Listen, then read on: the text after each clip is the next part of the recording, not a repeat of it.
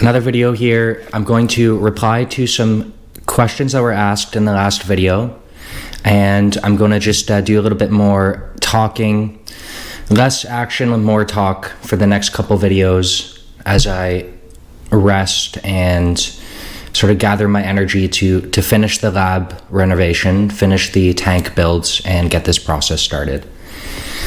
I know once I dive into this process, it's not going to be easy. So Christopher, you say it would be interesting if you could give your own explainers. Schauberger's work is very esoteric. So I'm just gonna stop right there with the esoteric nature of Schauberger's work.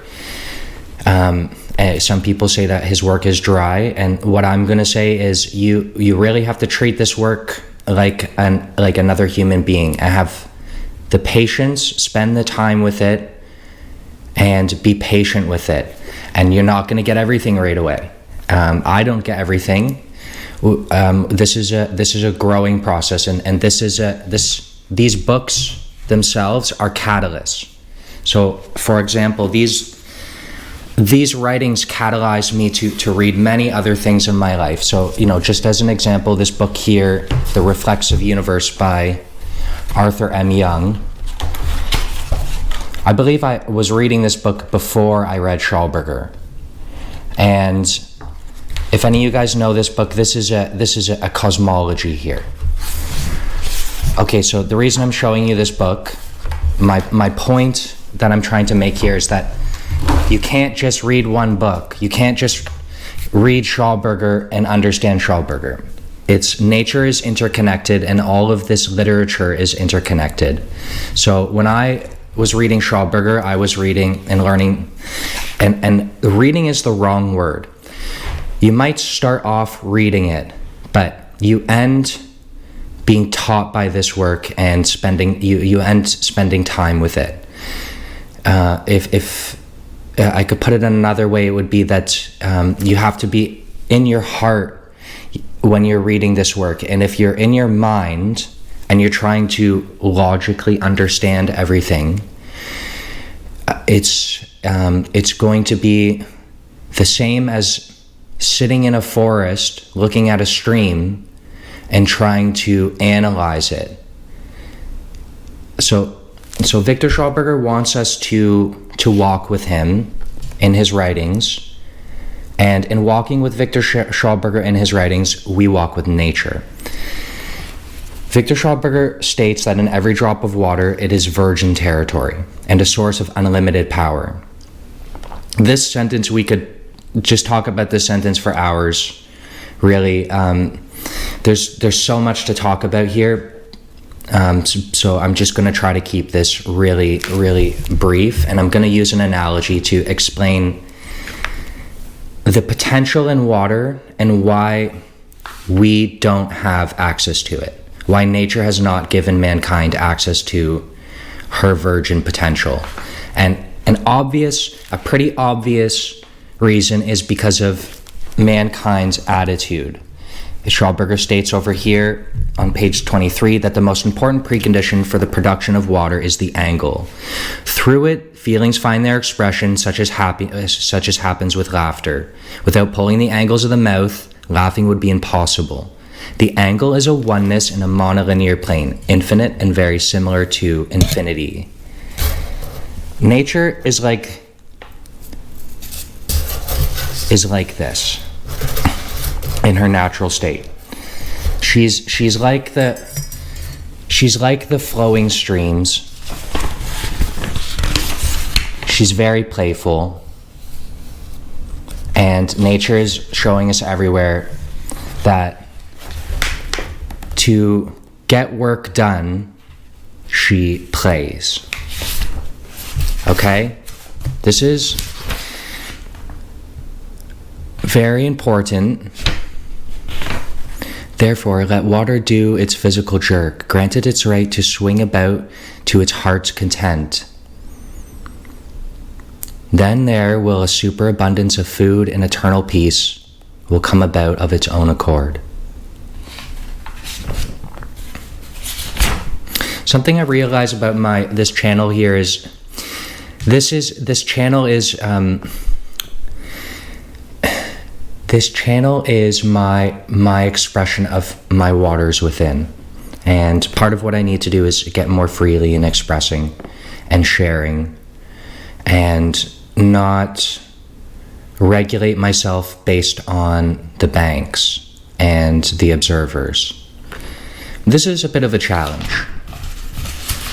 So having gone on that tangent, which I will do at times, and I do apologize if that is an issue, but that is just the way I am. Water, in every drop of water, it is virgin territory and the source of unlimited power. So let's say that this is a drop of water. We could also say that this book here is a drop of water. This is 1 cubic centimeter of water. Okay? There, my light is not working. So this is 1 cubic centimeter of water. This is an atom. This is an atom, okay? We're speaking in metaphor here. And there's a reason for speaking in metaphor. There's a very good reason for it, because nature doesn't want you to pick her apart and spy on her in order to understand her. She does not like that. And when we do that to nature, when we pick her apart and we spy on her, we cause her to ball up and we flatten her out. And now we try to figure out her secrets by colliding her feelings, by colliding her inner constitution, and trying to understand why she's so beautiful and so powerful, and how she does so much work effortlessly. How does wise Mother Nature do so much work so nonchalantly? Well, it's very simple, because in every drop of her firstborn virgin water, there is every cubic centimeter, there is 25 million kilowatt hours of electricity. So let's contextualize 25 million kilowatt hours of electricity. The average American household uses 10,800 kilowatt hours of electricity per year. So doing some simple math, we find that, sorry, I gotta go turn off my stove. So simple math will show us that in 1 drop of water, in 1 gram of water, there are 2,314 years worth of electricity in a single drop of water. So nature, this is nature's nuclear power. This is how nature gets work done. But the way that she utilizes this energy, the way that she quote unquote exploits, quote unquote extracts, and I use quotes very deliberately. The reason that she is able to get so much work done is because she has access to so much energy, and she can grow it. The same way that a mother can have many children, nature can grow her abundance. If her caretakers, which is us, we are nature's caretakers, we are nature's GPs, we are her doctors here. There, my camera just randomly stopped playing there. So we are nature's GPs, we are her doctors, and that is our purpose here.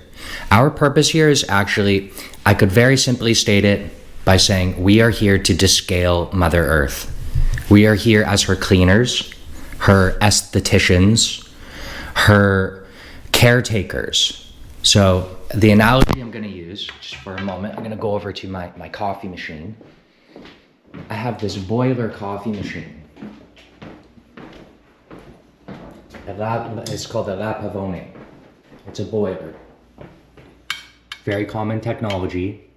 And when you pull, say, 100 espressos out of this machine, no matter how clean the water is you've been putting in, eventually some scale is going to build up inside of the boiler.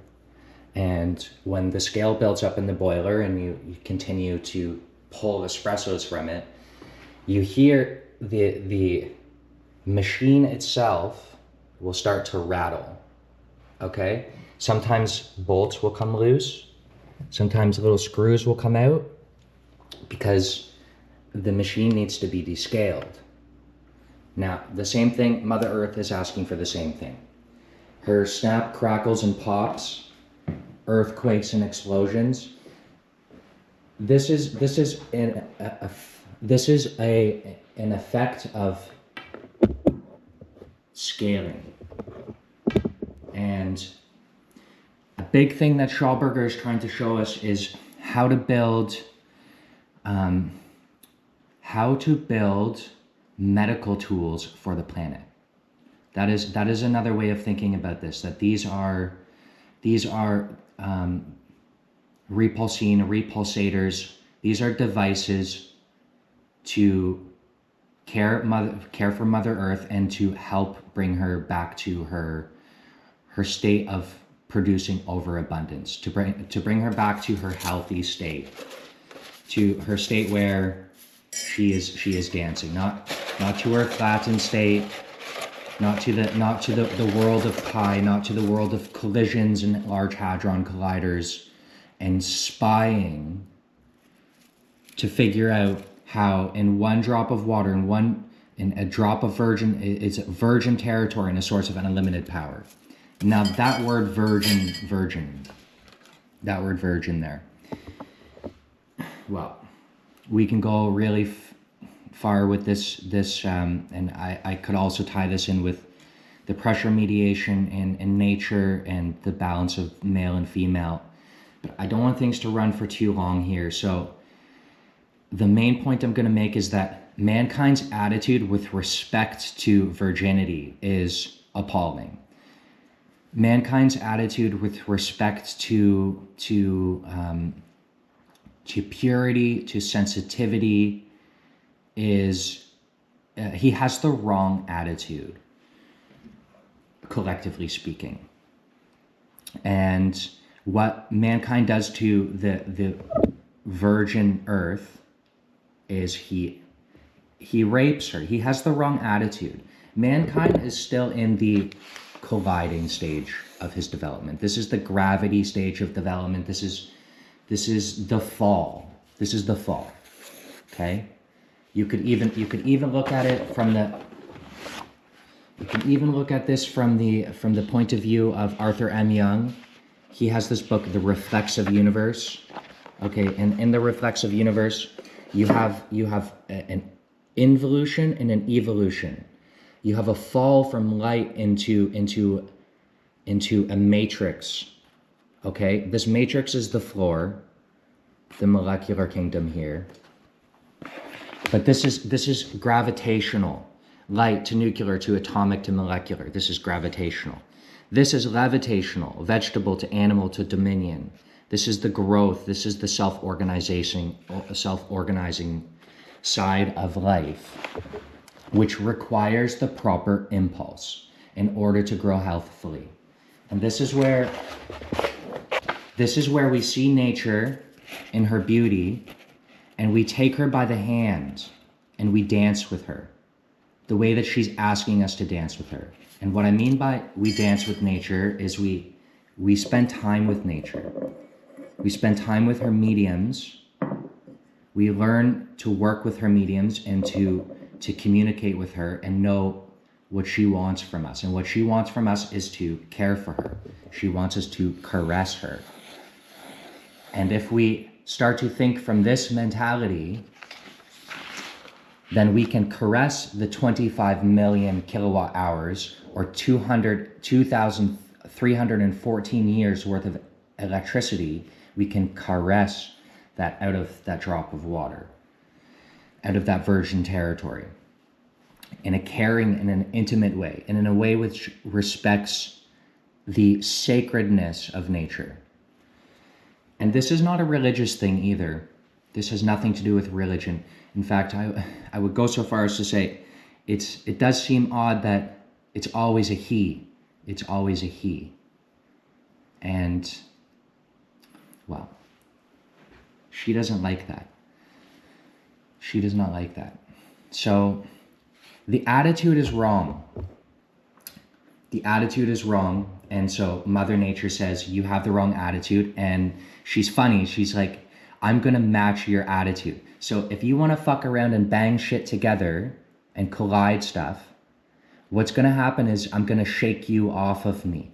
I'm going to shake you off. You're going to hear my snap, crackle, pops within. And you're going to face the consequences of your actions. And you're going to have earthquakes and a very unstable terrestrial existence. Very unstable terrestrial existence because of your actions. Because of humanity's actions. It all starts within. It all starts with our individual attitude. We can take this a step further because Victor Schauberger says that trees are water generators, that forests produce a net positive of water, that a healthy forest and a healthy stream produces water. I believe we as human beings, we are the same. We produce water. This should be pretty obvious if you've lived through a lot of trauma and pain and wept. And when you weep, what are you doing? Well, I'm going to end this video here. I'm going to make a little point, a little statement, something I believe, that the direction in which we weep and how we channel our energies, it can heal or it can hurt. That's what Mother Nature is telling me.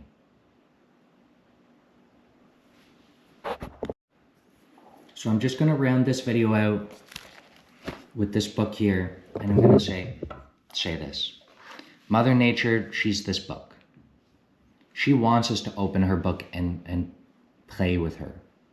She doesn't want us to measure the book, to weight the book. I mean, all of these things are fine and necessary, because without all of this understanding, we wouldn't have, there goes the hat.